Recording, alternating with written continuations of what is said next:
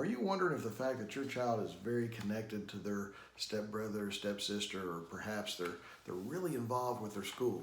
Are you worried about whether that will or won't have any kind of bearing in your child custody case? Well, my name is Patrick Slaughter. I'm a family attorney with LaFevor and Slaughter, and the answer to that question is yes. In fact, it has to. It's one of the best interest factors that's identified in Tennessee Code Annotated Section 36-6-106. In fact, it is the ninth best interest factor.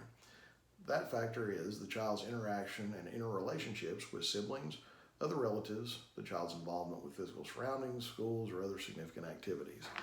So yes, if the child is very connected to their brother or sister and the custody arrangement sought by the other parent would remove that relationship or hinder that relationship, the judge is going to take that into consideration.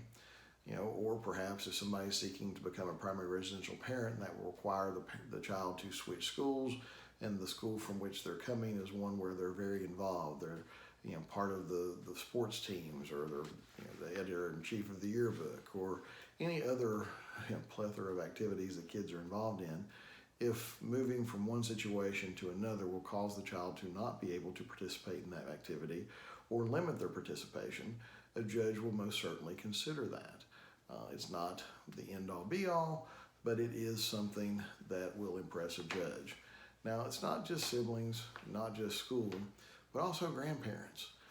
A lot of times grandparents play a very significant role in the upbringing and raising of children, and if a custody arrangement is sought that will remove the child from this nurturing environment they've enjoyed with their grandparents to a new situation that will limit that availability of the grandparents, the judge is going to look at that with some caution.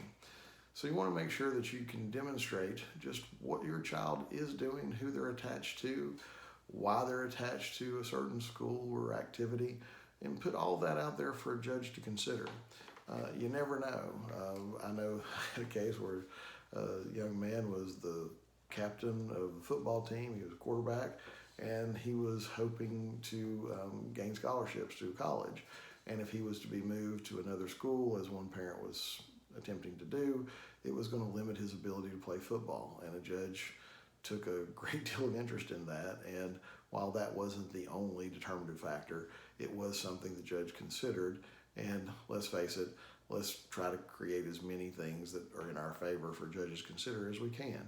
So if you're looking at your child's life and you're thinking, wow, I wonder how I can come up with some evidence of that, feel free to pick up the phone and give us a call. I'm happy to talk with you about the types of things we've been able to use successfully for clients in the past to help demonstrate that the child has certain attachments to persons or to schools or to activities, and how that will positively impact your child custody case.